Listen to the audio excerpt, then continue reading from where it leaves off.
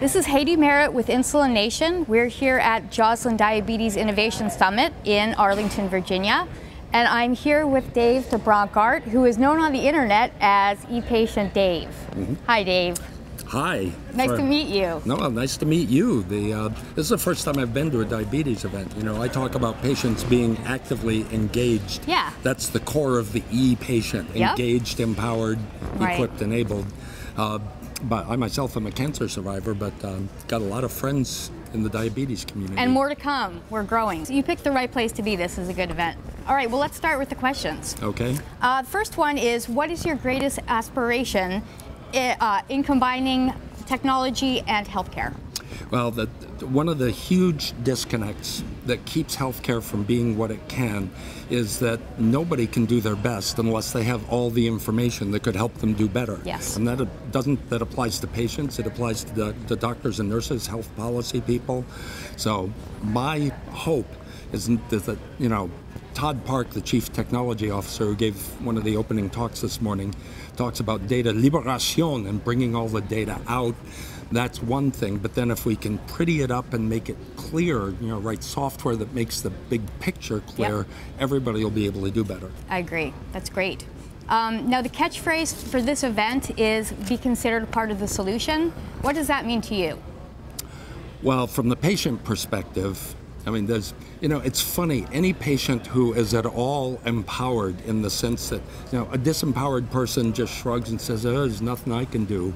But anybody who's beyond that wants to be part of the solution. Right. And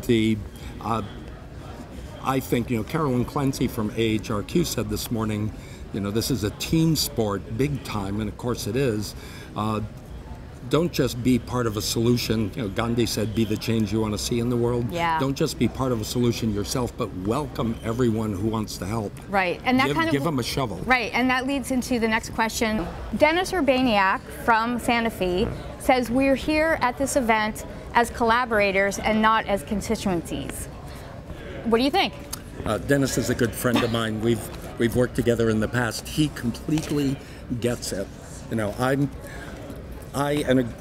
was invited with a group of friends 3 years ago to participate in forming a new medical society for participatory medicine, which is defined as networked patients, for instance, communities of diabetics, shifting from being what we called mere passengers to responsible drivers of their care. Yeah. You know, we can't prioritize what care should be. We can't prioritize the goals of treatment and so on, and we certainly can't get feedback on how well it's working without patients being actively involved, and that's participatory medicine. Wow, that's true. How long have you been doing this?